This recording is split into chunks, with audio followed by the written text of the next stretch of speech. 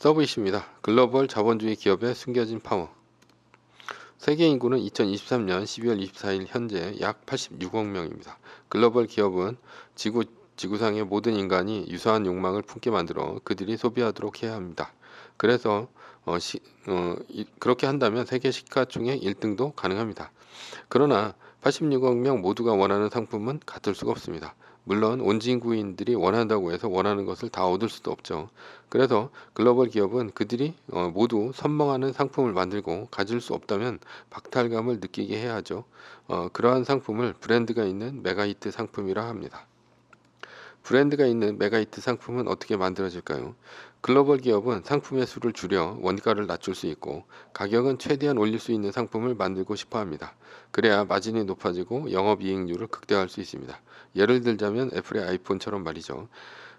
애플의 아이폰은 1년에 모델이 하나만 만들어지죠. 2022년 아이폰의 총 판매 대수는 약 2억 5천만 대로 추정됩니다. 아이폰은 삼성전자의 갤럭시 시리즈에 비해 모델이 4개 정도로 많지 않습니다. 애플은 상품의 수를 줄여 원가를 낮추고 럭셔리한 이미지로 최대한 상품의 가격을 올리는 전략을 씁니다. 브랜드 전략이죠. 왜 사람들은 글로벌 기업의 브랜드를 욕망할까요? 자본주의 소비자는 소비자인 동시에 노동자입니다.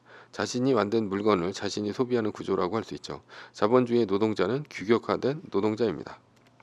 기업은 물건을 잘 만드는 장인보다는 규격화된 노동자를 좋아합니다. 기업은 장인을 싫어하죠. 기업에 장인이 많다면 기업은 장인을 통해서만 좋은 품질을 유지할 수밖에 없습니다. 따라서 기업은 상품을 만들 때 장인에게 끌려다닐 수밖에 없죠.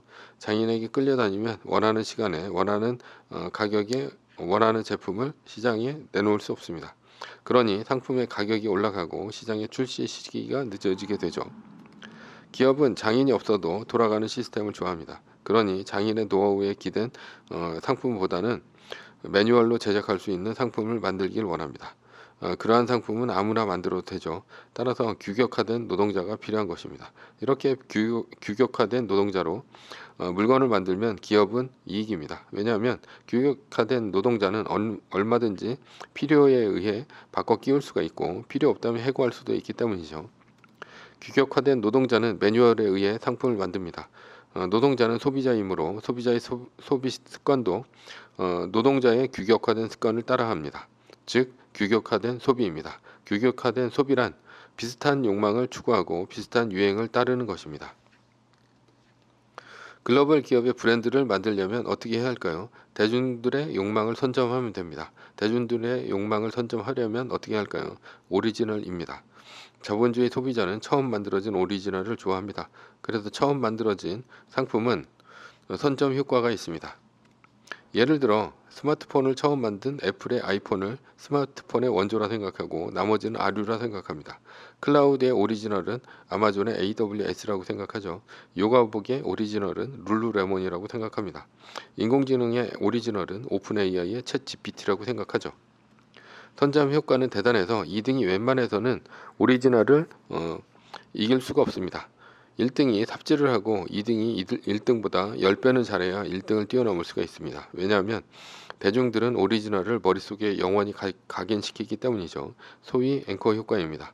그러니 2등이 1등을 따라잡는 것보다는 새 상품을 만들어 판을 뒤집어 엎는 편이 더 낫습니다. 영원할 것만 같은 피처폰의 공룡인 노키아를 무너뜨린 것은 애플의 스마트폰에 애플이 등장하면서입니다. 글로벌 기업의 성공은 어떻게 설계되었을까요? 누구나 원하는, 욕망하는 상품을 만들어 대량 복사를 하는 기업이 성공하는 구조입니다. 그런 면에서 하드웨어 기업보다는 소프트웨어 기업이 유리합니다. 왜냐하면 하드웨어 기업의 제조 원가가 소프트웨어 기업보다 더 들어가기 때문이죠. 제조 원가가 높다면 영업이익률을 높이는 데 한계가 있습니다. 소프트웨어 기업은 처음 만들 때 수백억 원 또는 수천억 원의 개발비가 들어가지만 한번 만들고 나면 두 번째 카피를 할 때부터는 돈이 들어가지 않습니다. 따라서 무한 복제가 가능합니다. 이론상으로 무한대의 수익률도 가능하죠. 왜냐하면 원가가 들어가지 않으면 분모가 0이 되어 수익률은 무한대가 됩니다. 이러한 기업을 하이퍼스케일 기업이라 합니다. 소프트웨어는 한번 만들어지면 원가는 더 이상 들어가지 않죠. 예전에는 CD에 담아서 팔았지만 이제는 인터넷으로 다운로드 받죠. 따라서 한번 제품이 메가히트를 치면 전 세계인에게 팔면서 무한대로 이익을 늘릴 수 있습니다. 시간과 공간을 뛰어넘는 것이죠. 예를 들면 마이크로소프트의 윈도우와 같은 것이죠. 복제에는 돈이 들어가지 않으니 영업이익률은 무한대로 늘어납니다. 예전에는 한번 팔아먹고 끝이었습니다. 그러나 요즘에는 매달 결제하는 구독 서비스라는 이름으로 끊임없이 소비자의 주머니를 털고 있죠.